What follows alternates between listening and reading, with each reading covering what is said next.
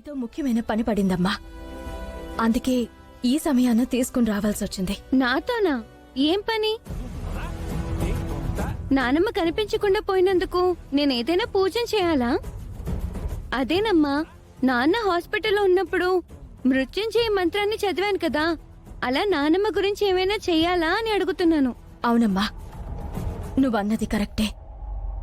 మీ నానమ్మ కనిపించకుండా పోవడానికి, పల్లెటూరులో ఎన్నడూ సంభవించని సమస్యలు ఎదురు కావడానికి ఏదో పెద్ద కారణమే ఉంది. పల్లెటూరులోని ఆ దుష్ట శక్తి ఉంది. నిన్ను ఆ ఊరు కోరుకుంటుంది.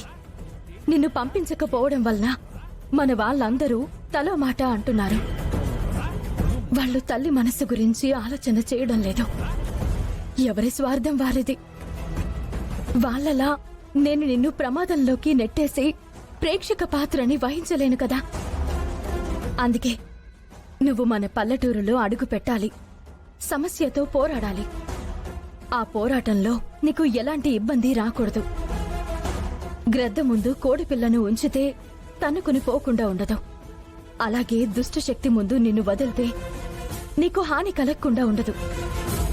అందుకే నిన్ను దుష్టశక్తితో యుద్ధానికి పంపించడానికి ముందు మా జాగ్రత్తలు మేము తీసుకోవాలని నిర్ణయించుకున్నాం.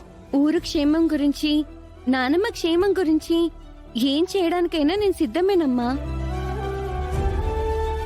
ఇప్పుడు మీరు నాతో ఏం చేయించాలని అనుకుంటున్నారో చేయించండి, నాకెలాంటి అభ్యంతరమూ లేదు. నా వలన నా తల్లిదండ్రులకు, నా కుటుంబ సభ్యులకు మంచి పేరొస్తే చాలు. మీరు చెప్పినట్టే వింటాను. చెప్తానమ్మా, పద.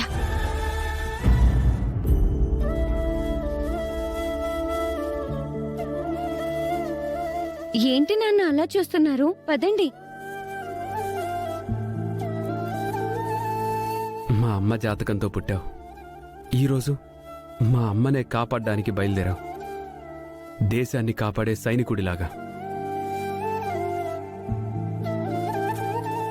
నీ గురించి ఎవరేమన్నా పట్టించుకోకుండా నన్ను మీ అమ్మని కలపడానికి పెద్ద పెద్ద త్యాగాలే చేశావు. ఇంత చిన్న వయసుకే దేవుడు నీకు పెద్ద మనసిచ్చినందుకు గర్వంగా ఉందమ్మా.